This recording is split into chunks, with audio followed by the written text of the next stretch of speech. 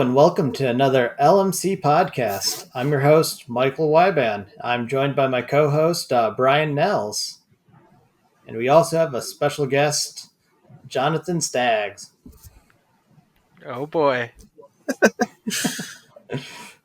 Well, welcome to the podcast, Jonathan. This is not a normal one since it's not happening directly after an event. We have some time to kill. But we had a bit of a summer break, so might as well update people on what's going on.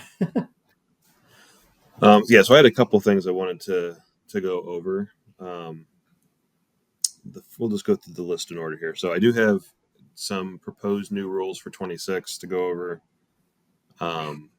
We have a couple drivers who are making some major car changes over this break we got, so that should shake up the field some.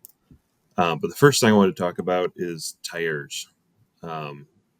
So this is the first season we've had where tire management has actually become a thing. And we get to sound like we're professional racer people now talking about tire management. But I think the knockout round was proof of this, that we're so close together now. Having your tires in the right temperature window now makes a big difference. Which is fantastic. I am so thrilled to have racing strategy decisions to make that it's not just I suck, I need to get better at driving. Well, for some of you. So Brian and I talk about this every day when he sees this car sitting there in the parking lot and goes, man, I want to drive it, but I don't want to burn up my tires. But I haven't driven my car for like a month now. I think the last time I drove my car was home from the event. Yes, I think that's the last time you drove it. No, it was with Jim. Oh, But it was not on my tires. Yes, it was on Jim's tires. It was on Jim's tires. So there's a couple elements of the tire management that are interesting. The first one is just the differing strategy between co-driver cars and single driver cars. And I'm not talking year duration, but within a single race, right? Early in the year when it's cold out, having two drivers is a benefit because it's easier to get the tires up. A couple of us learned at the knockout round that having a co-driver when it's really hot out, it creates a new problem. So Andrew and Puke and Lisa and myself both had really hard time keeping the tires down. And we've been spraying them with the water bottle like you see all the guys doing. But it doesn't totally solve the problem. Like I've heard that there's, the outside layer of the tire can be one temperature, but the core can be a different temperature. And spraying water only fixes the outside. And it just doesn't last very long. And by corner one, the outside thin layers come right back up to where it was. I'm guessing that's what is happening. Or it's just that the whole tire being warmer, the flexibility changes. Which would make sense. I can water down the tire until I can put my hand on it and it feels cold. It's not the same as the first run of the day when the tire is actually cold all the way through. So, or the first run of the secondary knockout round. Yeah. Typically, my first run of the afternoon session is my best. And I typically go downhill after that because I'm familiar with the track and the tires are back down to a cold level. So that's interesting because, of course, I'm thinking of technical solutions to this problem. And I may or may not have already bought a Ryobi leaf blower and be working on some ducting. So, oh boy! so that was cool. And Brian and I have talked a lot about the strategy that went into the knockout round with how aggressive you were. Joe and I talked, and we knew what we could run if we were all out. And we were holding back a little bit until we had to. And there's a trade-off there, right? Because I wasn't getting practice at a fast run, and when it came to the end, I couldn't quite match where Joe and Ryan were at. But I made it further than Brian because my tires hadn't melted. Mhm. So I really enjoy having that strategy mixed in there. Now, you were dual driving, so you were spraying your tires. We were spraying the tires. With these 660s, so my last run, when I ran my best time of the day, I did not spray them for that run. Should have sprayed I, them. I no, I ran fastest that run. It just wasn't Yeah. fast enough. I'm really on the fence about the spraying thing. I need to get a pyrometer, the temperature sticky thingy, Yes. and try and figure out because I know they claim that the Falcon datasheet says 140 degrees is the sweet spot. Okay. So I'm putting my hand on the tire and just using my best guess as to what 140 is, which, as we all Yeah, I know, mean, is going to that's be You really can't accurate. get that. Yeah, I mean, No. 140 is pretty close to like you don't want to touch it. So Yeah, it's you'd think pretty so. hot. Yeah. So it's like we need more data because we're mixing that with, like Brian knows, all of a sudden it feels slick and the traction goes away. So I'm playing with two mushy things to try and determine how hot the tires should be. So I really need to get data on that, do it more scientifically. Mhm. Yeah, I'm still waiting for you to actually get a data recorder for your runs. That I would way, love to have the data and a thermal camera. Oh, like a solo storm? Yep. Yes, it's going to happen eventually here. Oh, I, you're gonna I, get one? I mean, if Brian keeps winning, At I'm some sure it's point, it's going going to. to. Yes, if Brian keeps winning, we're going to have to. I'm Though, trying, man. I'm trying. You guys keep getting in the way. funny enough, without any of the drops, it looks like Brian is in third. Yes, At without least Yeah, any but drops. with that's without the with one drops. drop, he's in first again. Yeah. So it's yeah. Maybe I'll have to pull some lists together of where the standings are with one and with two drops. Because that definitely changes it. So Yeah. Well, you don't, Jonathan. Doesn't look like you really want to drop any of yours so far.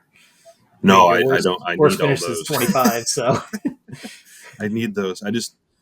We learned from past 2 years that if you just keep finishing second and third the whole season, it's not enough. doesn't quite make it. Yeah. Need a Yeah, couple of firsts. I think it will once we have 7 different winners on the year. Yeah. Then the guy Yeah. who's consistent is going to be better. It's hard to find 7 different winners, man. Oh yeah. I We're mean, up to right 3 now we this have year, so that's up good. to 3. Yeah. Yeah, We have I'd love to Joe, see 3 me, more. and who else? You. Me, John. Yeah. yeah, that's Yep. the 3. Yep. I'd love to see 3 more winners. That'd be awesome. So Yeah. Let's see. We have. I think. Do we only have 2 second place? 2 people who've done second place. Is that what I'm seeing here? who's gotten Oh second? no, I'm 3. looking at third So, yeah. place. So Andrew Mercer has 2 second places, and Ryan McDonald has 1 second, Okay, and Ryan Heiler has 1 second as well. okay. Yeah, so 3 different winners, 3 different second place. And then by third, I think it varies a bit more. Maybe not. So the other bit of No, it does strategy not. that at least I've had this year that I'm hoping more people have is the different types of run plans that have to get put together for an event. So for me, it used to just be every run was just do the best I can, go as fast as I can, and kind of hope something sticks. And this year, I've been more intentionally trying to put together an actual cognitive plan for the day, and then adapt that plan depending on how things are going. And obviously, so for the knockout round, that's completely different. And then for next year, I want to add an event that we'll call the endurance round. where everyone gets 6 runs and your score is all 6 of them added together. Ooh. So it's like a real race, right? Because Yeah. you can't run 99 out of 100 laps great and then smack the wall and go, well, that one didn't count, So, but I've been having more of a strategy now. So if it's a traditional race with 3-3, first run of the day, it's going to be a throwaway anyway, unless you're Joe, apparently. Because, everything's cold. You got to kind of get used to the track. And, I can expect it to knock off another half second or so as the day goes on. But the morning is usually sighting run. And then the next 2 are decently competitive runs just to try and get a baseline to work off of. And then for the afternoon, I make a change. If I have a okay run where I didn't cone it away or make a huge error, my afternoon will usually go warm up run, balls to the wall, crazy go for broke run. And then the last run will either be a safety or another balls for the wall, depending on how the 5th run went. Mm-hmm. So that I've been enjoying having to play with this run strategy. And I've watched Brian's run strategy of just 6 Hail Marys in a row and see what sticks, which I think we've lovingly called the TED strategy. Yes. Yeah. Yeah. Real I Ted. attempt the start slow and work my way up. But inevitably, like, I get to the line for the first run and I go, I'm going to go out there and just go crazy. And I don't learn anything from it. Which is always a problem. It's tough if you start too cautious Mm-hmm. because then you have very large chunks to try and knock off. I personally feel like it's easier to, if I did a really fast run, I just clipped something on the course. That's an easier adjustment to make than if I'm breaking a car length too soon on every single braking zone. I have a hard time cleaning that up quickly. But if you do 3 runs and you coned all 3 of them, but it was just a touch, and you know exactly where it was, but you got the raw time that you need. That's an easier thing to just do the same thing, just move the car over a foot on that one spot. Yeah. I mean, I've seen that in the past. I've driven other people's cars better than my own. And that's partly because I don't want to harm their car. So I tend to drive it a little bit more cautiously Okay, or precisely. And it somehow manages to always be faster. And then I just can't translate that back to my own car. so we need to tape something that you care about to the outside of your car to Yeah. stop Like you from hitting things. His kid. I was thinking maybe of a child. I'll say, like, maybe if I replace my bumper with a brand new one, then I'll be a little bit afraid. That's Okay. more. That might make you faster. It very well could. And then you'll hit something else, and then you'll give up again. Yeah, you never know. It happens. I like the fact that I can beat it up a little bit and it's fine. That's how my car is. I bought the car, and it was, all the body panels were perfect. It was a nice and clean car, and I've hit so many cones and just totally demolished the thing. I mean, it's not demolished, but she's got her bumps and bruises, and now I just, I can smack a cone as hard as I want, and it doesn't really bother me. It Yeah, adds to delivery. The little yep. black C shapes on the front. That's right. Yeah, my front bumper was so bad when I got the car. It Mhm. looks like somebody with a trailer hitch back straight into the front end of it. So it's got a little Oh, hole punched in the. that square hole was in there. Yeah, yeah, that Yeah. was there when I Okay. bought the car. And then all the scrapes on the bottom of the bumper from like just people driving over parking curbs. Mhm. So Yeah, mine that's has that too. it makes it easier to not worry about when you do hit that cone. Yeah, exactly. It's like, whatever. There's like 50 other scratches already there. What's one more? Oh yeah, it's the ones that go Ooh. in like the middle of the door. Those are the ones that are like, oh, what is that about Yeah, that? yeah. Okay, so this is actually more interesting than I thought. So there's 4 drivers that have made. I'm calling this our summer break because we have like a month and a half between events. And we have 4 drivers that made massive changes to their car. And I just looked at the standings, and they're all in line with each other. I Oh, thought there's going to be people all over that jump up, but they're all nose to tail. So we'll just go in order. So Dan Mickles with the blue Michaels. 44. I think it's Michaels. Is it Michaels or Mickles? It sure seems like Michaels. Never heard of Mickles. Well, that's not how you spell Michael. We'll have to ask him.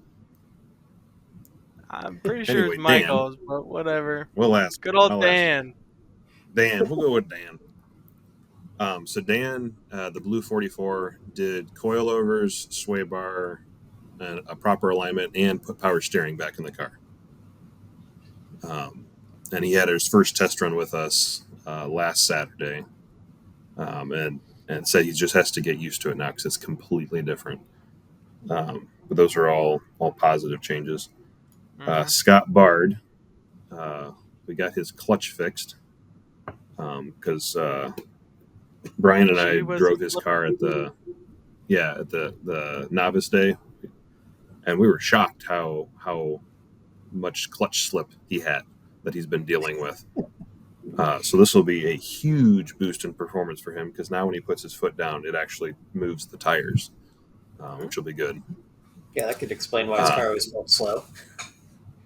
Yeah, I you So don't know some of the stuff until you drive it. He did a clutch 2 years ago apparently, and he put in a used flywheel, and when I pulled it out, I could run my fingers across it and feel the like bumps and waves in it, and there were a bunch of hot geez. spots in it too. And it's like, ooh, this thing is messed up, man. You need a flat piece of metal, not a wavy piece of metal in there. So we put a flat piece of metal in there for him, and it's amazing now. It chirps the tires and everything. So I'm sure he'll be. And then thrilled. we did some brake upgrades on that one too. So we wanted to do the braided lines, which is a nice thing to do. But when Brian got in there, we found that most of the calipers were seized. There was no grease on any of the pins. Yeah, there was no grease in them, so like they had a really hard time moving back and forth. So I cleaned them all up, put grease in them, and they actually move now. So for how much Scott's improved this year already, this is going to be a huge bump in performance for him. Yeah, that definitely. And then right below Scott in the order is Kirk Fisher. So Brian and I went with Kirk out to Misery Bay a couple weeks ago, and just like, all right, let's figure this out, And I was expecting to jump in and be, 3-4 seconds a lap ahead, and go, all right, let's work on your driving. Couple shock tunes, and he'll be fine, right? I could only run about 1 second faster than Kirk was running. So I told him, on the plus side, you are doing really good driving. On the downside, this car is not where we want it to be. Then I thought, oh, damn, I must be screwing something up. So Brian, drive this thing. Like, go show us how it's done. It just hopped like a bunny. Like the shocks don't work. I think I went like a little faster than you guys, but it was horrible. The thing drove like a trophy truck. Like you'd go around a turn and you'd feel the front end lift up like that, and then the rear end would squat on the ground, and then when it hit the bottom, it would just bounce, and it was like, this is bad. So you're going around a corner, a long sweeper, and you're just like bouncing. You can hear the inside tire just skipping off the ground. It's like, whoa, this is not supposed to happen.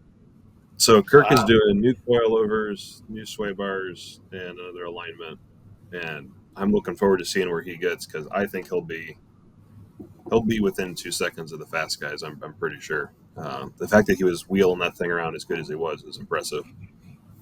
Yeah. So Dan, Scott, and Kirk are already bunched together in the standings. So I think that pack of 3 is just going to slot up as many positions.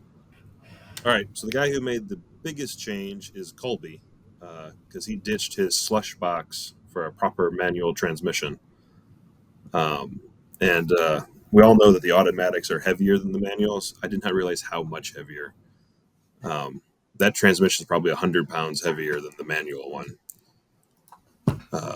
So and then Brian drove with him post transmission swap, and that car actually did much better than I thought it would. It was pretty competitive. Mm-hmm. Um, He you needs a ran the limited same slip. time.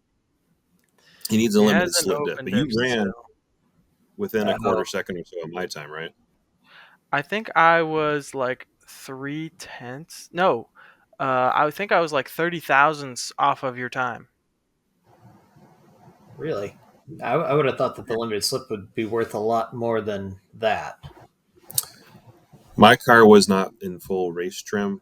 I was on the old 660s on my street tires. Oh, okay. Wrong reference point there. I had a full tank of fuel and all that, but still, it was, yeah. Colby's car has really stiff springs and stock sway bars. So Hmm. I think it'll be What is it like? competitive at the fast tracks. I think it's 700 going to pounds in the suffer at the front. tight tracks. I think he's 700 or 800 pounds in the front and 500 in the rear. Oof. Jeez, that's similar to what Charles used to be running, right? Yes. Yes. The difference is he just still has the stock sway bar. Okay. And it actually didn't feel too bad with the stock sway bars on that heavy of a spring. Yeah, I mean that heavy of a spring, you don't need much bar at that point. No. Yeah. Not at all. And he's also on the 9-inch wheels. Okay. What difference that's worth. Yeah. Hmm. It felt good. Yeah. It was funny though. Like I'd come out of a corner and it would just fry the inside tire. Just wah. I mean, it kept you in the power band. Like, and you never got out of the power. It's But kind of it a was CVT effect. it was bad. I recall seeing him out on course, coming out of a corner, and I just look and there's a cloud of smoke, and I'm like, "Oh, that's tire." The automatic has a different ratio rear end, right?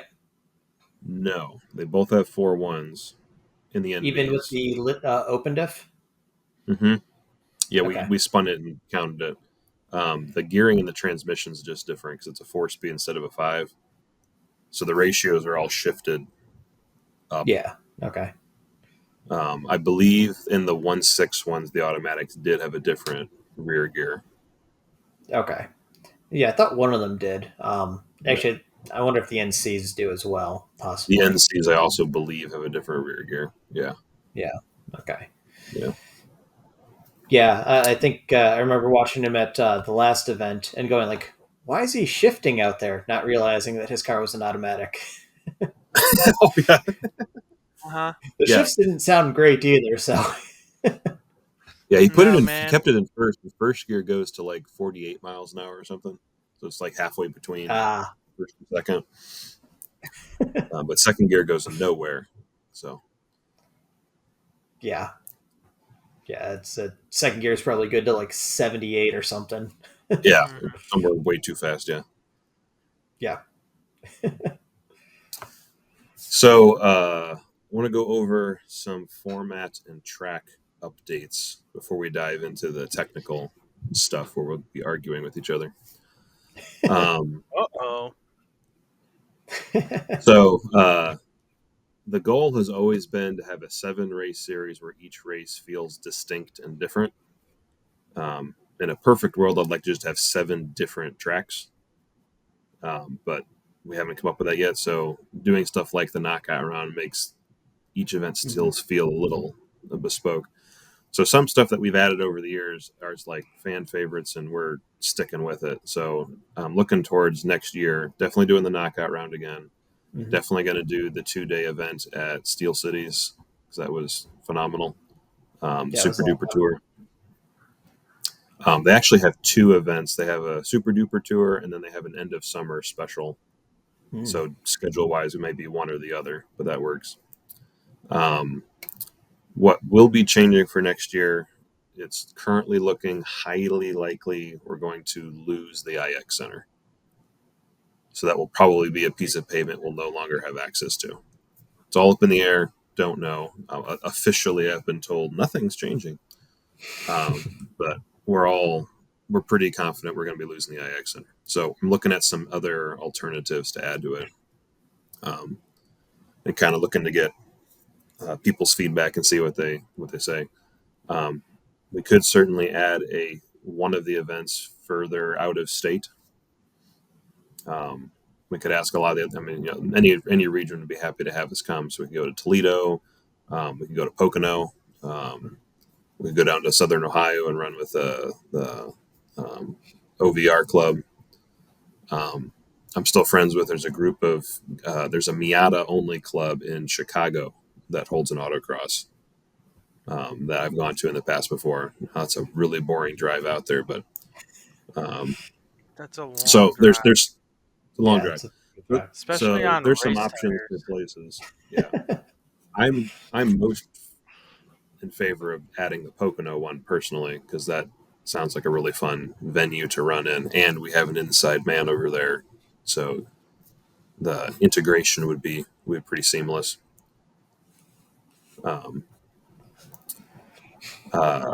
The other thing that we are looking at adding, trying to see if we can make happen. Oh, my audio clipped. Yep, it's going. Unplug and plug you back speak? in, buddy.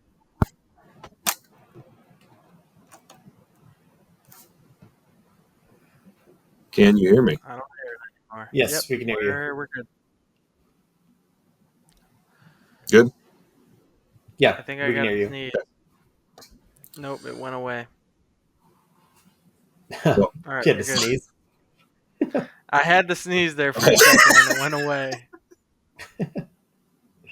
All right. The other avenue we're pursuing is to add a track cross event at Nelson Ledges.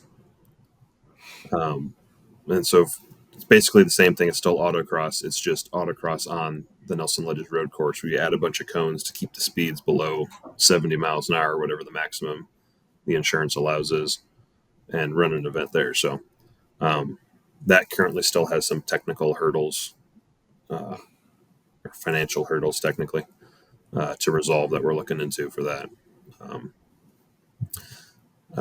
And then adding the endurance round in, that can double up one of the venues we have to go to anyway.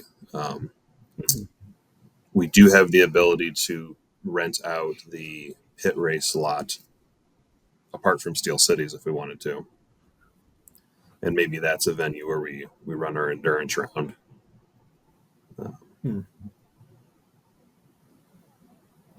We could That do seems something. place. What's that? That seems like it would be a good place to have a LMC event at Pitt. Yeah. It's a cool lot. Yeah. It's a big The lot. other thing that Ryan has recently suggested is doing a nighttime event there and running in the dark. I did see that on Facebook, and That'd be crazy. it'd be an interesting one to try. It'd be fun. The only obvious problem with that one is, it's an 8-hour event. So if you started at, or even if you condensed it and made it a 6-hour event, you're starting at 8 o'clock. You're not done till 4 a.m. You're not driving back and going to work the next morning. No, So definitely not. it essentially becomes a 2-day event. So I don't know how well that one would work. Yeah, I mean, I think you'd also either have to run it in spring or fall when it gets dark a good amount earlier. And then Like now right now, you're it's like, fighting now you're fighting 9:30, you're low temperature. starting out runs. Yeah. Oh man, that would be horrible. Be up till like 2 in the morning. Ugh. Yeah. So there's it sounds good in concept, but then I don't know. Yeah, maybe. What Well, the about other end is we start at 4 a.m. So I know you were talking about making our own pro solo tree. Mm-hmm. Is that something you're still interested in doing, or? Yeah, we could certainly do that, and make one of the events a drag light start. Yeah, technically it's not that complicated. It's certainly something we could tackle over the winter and get built. My big challenge right now is ensuring we actually have pavement to run on. So if anybody knows of a vacant lot and has a contact to who owns it, shoot it my way, and worst they can say is no, we're not interested. So it's worth calling and asking. Yeah. Yeah. Or if anyone Well, in a has a couple of large years, field and a lot of money, we can make that work too. Rallycross. No, I'm I just was thinking kidding. of I'm just not paving driving the my car field, in the dirt. yeah. I mean, hey, in a couple of years, we'll have a big stadium that'll be empty. which The Brown stadium? Stadium moving Oh, to Brook Park. Oh yeah. so I looked at that. There's no parking lot there. No, the lot's not good. I'm saying you'd actually drive in the stadium Oh, on the field. No, the over there would be like stadium the is Muni lot. yeah, But I many. don't think the Muni lot is that wide though. I think it's fairly long. It's just not very wide. Okay, And that's the one that runs right along the shoreway, right before right. you get to the stadium. Oh, I did think about pinging that airport that's right there and seeing if they're interested. I know they used to do autocross events there eons ago. They used to have a IndyCar race there. hmm Yeah, so I'll have to add that to my list here. Yeah, I know that weirdly Burke Lakefront is less popular of an airport than like the one in Richmond. I think the Cuyahoga County Airport or whatever it's Okay. called. 'Cause I know they've talked about shutting it down for a number of years, so they could be interested. Yeah, I'll shoot him an email. It's worth asking. So, okay, now to dig into the heart of the matter. Um, so Oh. our BOP issues. So we'll go over the easy points and then we'll talk about the NC.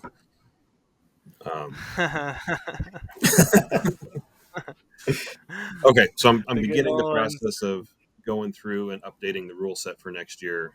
It's easier just for me to do this as we pick up on stuff. So I sent you guys both a copy and I highlighted what changed. Nothing major. I'm simplifying the rules.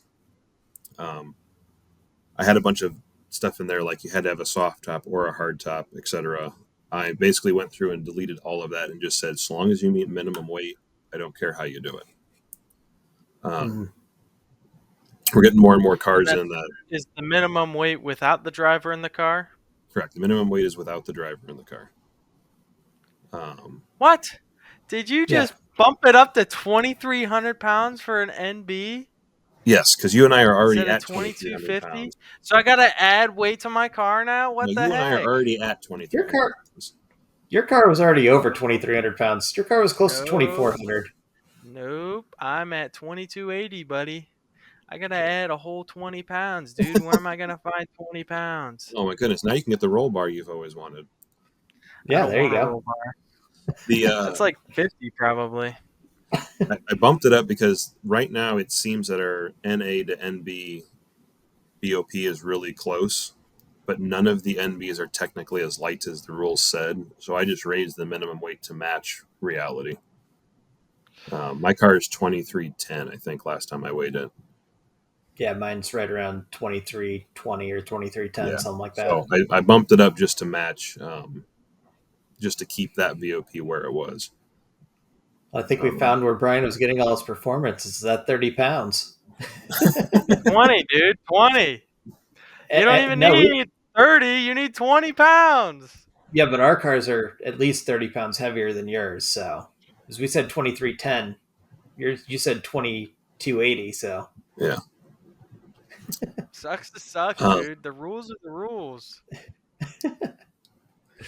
yeah, that's a weight. The tire, I had a thought for the tire rule. So we have it in here that you can't run wider than a 225. However, there is no tire one could purchase that's wider than a 225. Anyway. What do you mean? Well, they don't make a 225 Bridgestone. That's not an obscene aspect ratio. They don't make a 225 yoke. So I'm thinking of just changing it to it's 225 max width of any tire. Take your pick. Any 200 treadwear tire. Because basically that's what it is now anyway. It's just confusing people when they think they can go buy an RE71 And you can. It's just an inch bigger in diameter. I think kills the performance out of it. So again, just trying to simplify stuff so more people can get into the series and not confuse everyone. Yeah, I mean, I don't mind having the basically the class tire being the 660. I Yeah, think that's very I'm reasonable just to I'm just do. thinking that it's kind of it's that by default as it is. I don't think there Mhm. is a faster option out there. Yes, if a 225 RE in the exact same dimensions existed, I think it would be a faster tire, but it doesn't exist. So it's really not a. You think an inch taller tire is going to kill the performance that much when we're going around corners? You have to raise the car's ride height by an inch just to get it to clear.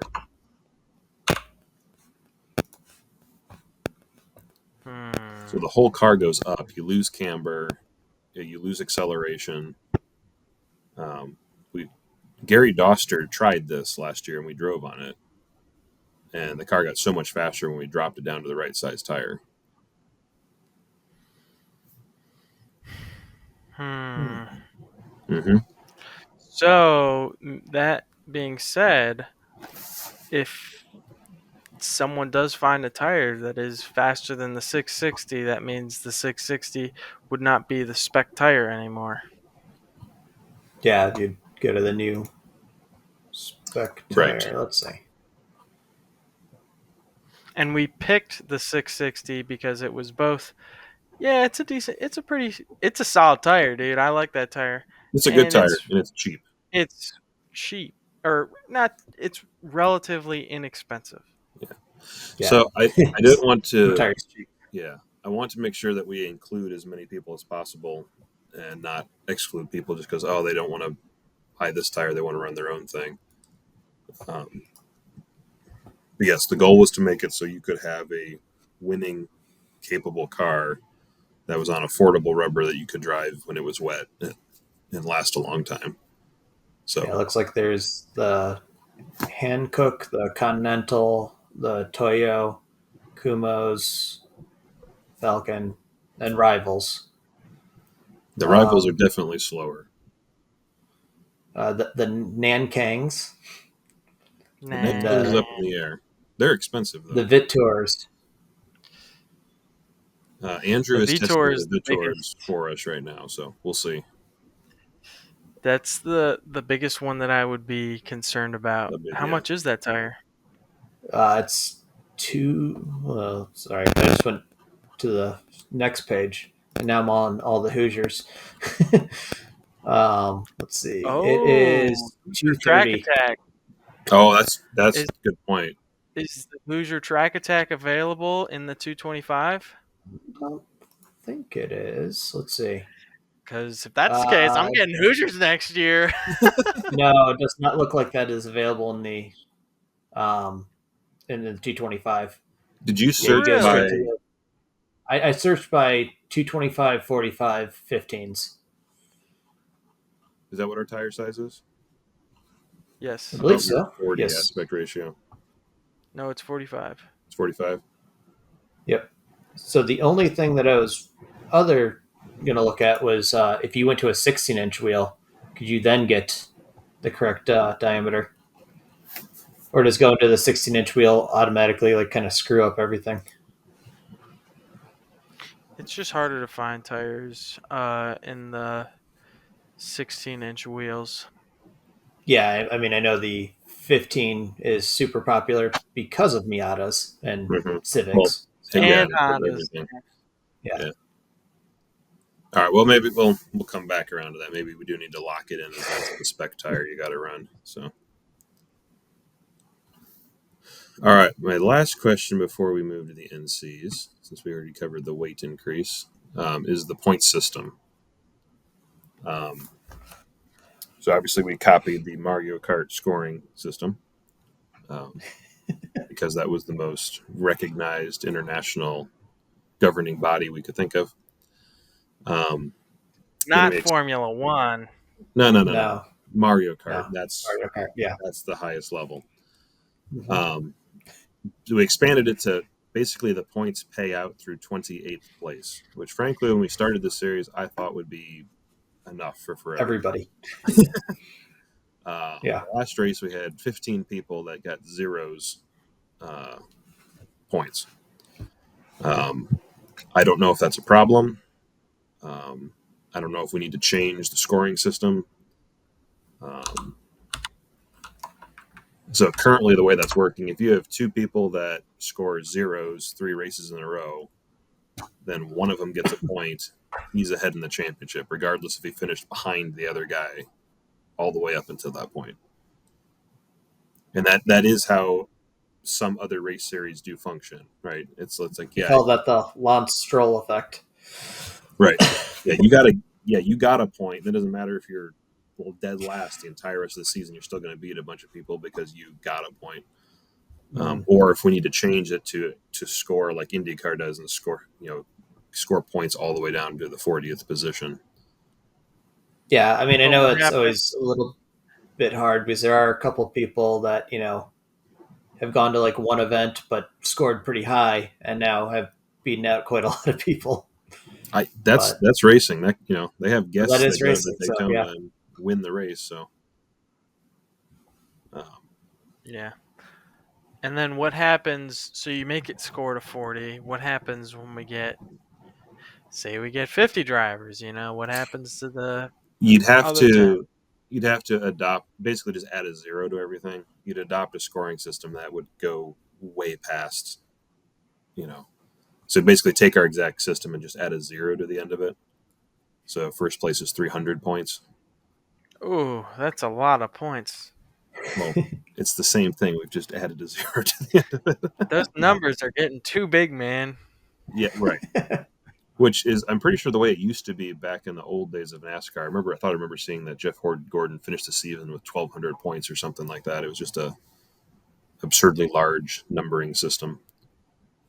So I'm personally in favor of leaving it the way it is and maybe even shrinking it. Because I'm an engineer and I like things to be consistent. I'd like a nice round number to be the final points payoff position instead of 28th. So tweak it to 30th or something. And then, it's I think it's fine the way it is. Yeah, I think it's exactly pretty okay the way it is. Yeah. Okay. It's not it for the guys in the front, where you have the point spread between, first means something, second also means something, but it's not as much as first, and third means something as well, but it's not as much as second. Right. So I think that is important. Yeah. Yeah. Okay. Yeah, to have that little bit of points advantage right at the top. And I mean, yeah, it would be great to get everybody getting some points so we can kind of see how they finish out at the end. But I mean, can still figure that out. It's just more annoying to figure out without giving them points. Well, some of that data is lost currently. I'd have to go back to the timing computer and figure out where everyone finished. Because when I give them all zeros on the scoring sheet, it sorts them alphabetically. Yeah. I don't have that data from past events. So. Yeah, I mean, I suppose that what could happen is, I don't know.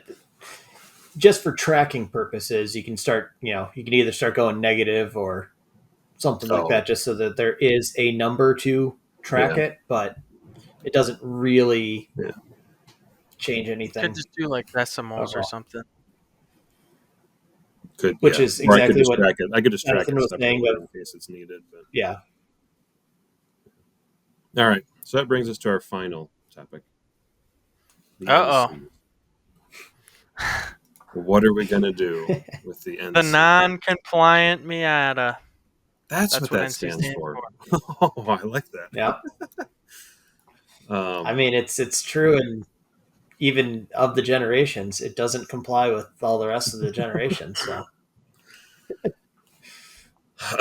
So we had one new idea since we last discussed this on the podcast, which is adding a throttle limiter. to the NC. Something that's a spec part that you snap onto the throttle pedal and it limits travel, and then when the event's over, you can take it off and stick it in the glove box. We need to do another test day, more scientifically. We have a couple of anomalies we got to work through. Brian is our main anomaly. He and Charles's car in particular sync really well. Yes. And I'm the closest to his time, and I'm like a second behind when I jump into Charles's car. Interestingly enough, at our Misery Bay Day, Brian and I both jumped in half a dozen other cars, and we were thousands apart in anything else we drove, except for Charles's NC, which Brian loves very much. Yeah. So that's the first. I think we should just make a straight up trade. That's the first anomaly that we have to work through. So we might be just getting a red herring because that driver and that car sync really good for some unknown reason. The second anomaly is we've never had a test day where Brian first drove his own car to figure out the maximum and then drove Charles's car. We know that my car is not one that Brian jumps in and feels comfortable with right away. Mm-hmm. So that last test we did where we say, hey, they're 2 seconds apart, it had 2 bogeys in it, basically. Mm-hmm. So we're going to have to, before the end of the year, figure out a way to do a very scientific A/B test where we make sure the tires are of the similar age. And what I think this is going to come down to is the last race of the year, once the season is over, at East Lake, slap the best set of 660s that we still got on Brian's car. And he's going to have to do he'll have already done some runs, but do a couple more runs to set a baseline, jump in Charles's car. And we're going to have to make sure we stay there long enough to really determine what the actual gap is. Yeah, I mean, I think the other thing, if you're going to attempt to do a throttle limiter, would be to actually get some dyno test time to see what kind of restriction that it's actually causing, and to see if maybe there is a way to get it so that it is pretty much the same. Try and match power the to weight. curves. Yeah, we could do that. Yeah, we could try and make the power to weight. I don't think the power to weight number is the best metric because the 2 motors have different torque curves, and that 2 liter is just really torquey. Yeah, it's going to make a lot more torque up front. So, I mean, I guess you can go, basically work underneath or the area under the torque curve. What I'd like to do is to develop an adjustable pedal stopper, and then just move it up and down and have Brian do runs and learn X amount of adjustment equals X percentage of lap time drop, and try and get a handle on it. And basically, this is a non-issue right now because none of the NCs are near the front. But I'm telling you, dude, me and Charles need to make a straight up trade. Yes. When Brian sells his car and buys an NC for next year, we will suddenly have a problem. Buys Charles's NC. I don't know if he can. No, it's a straight up trade. There's no exchange of dollars. It's a straight up trade. I don't think that's going to quite work for Charles. Oh, it definitely won't work for Charles, but life isn't fair.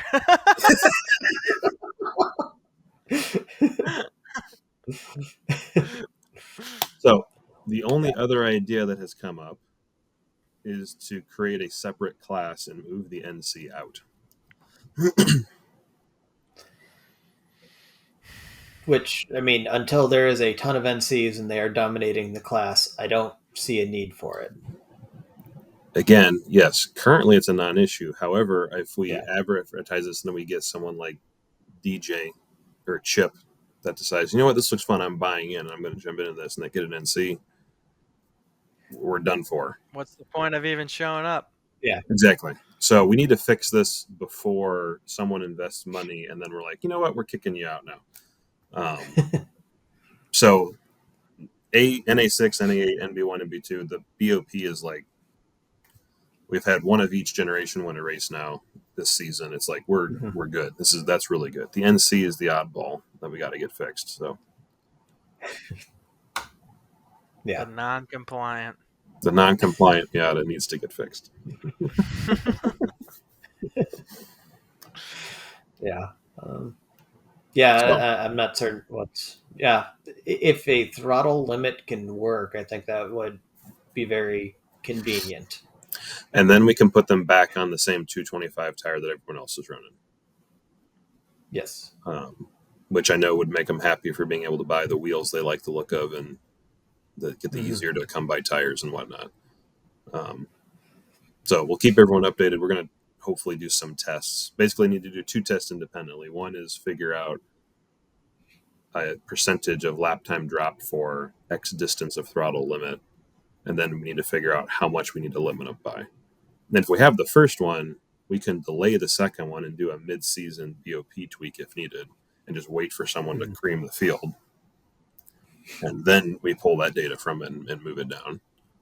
So really the first one is the main one we need to do. Yeah. Well, if you need any help with the throttle limit thing, I can take a look at that as well. See if I can model something up.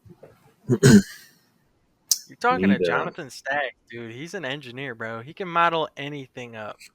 You know what I need, though? I now just realized I need the last NC just left our shop today. Oh, yeah. How was that turbo NC? It left. It's gone, yeah. I need to look and see if I can buy just a throttle pedal, because it'd be a lot easier to mock up on the desk. So that's done. I'll make a note for myself. I need to buy an NC pedal. So I'm sending myself an email. This is how I do this.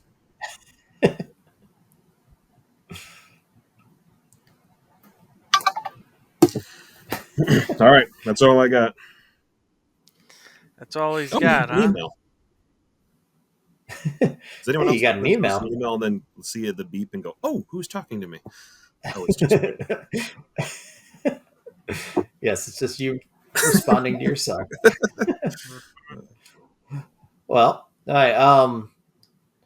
Well, there is another event coming up, another NE Ohio event coming up in a week from Saturday. So yes, it may not be an LMC event, but it's another chance to get some practice in before the next LMC event. That's right. August 3rd. If you're not signed up, get signed up. This one could very potentially sell out, right? So we're at Misery Bay and we're not our own event. So if I can't do anything if they fill up and you haven't signed up yet.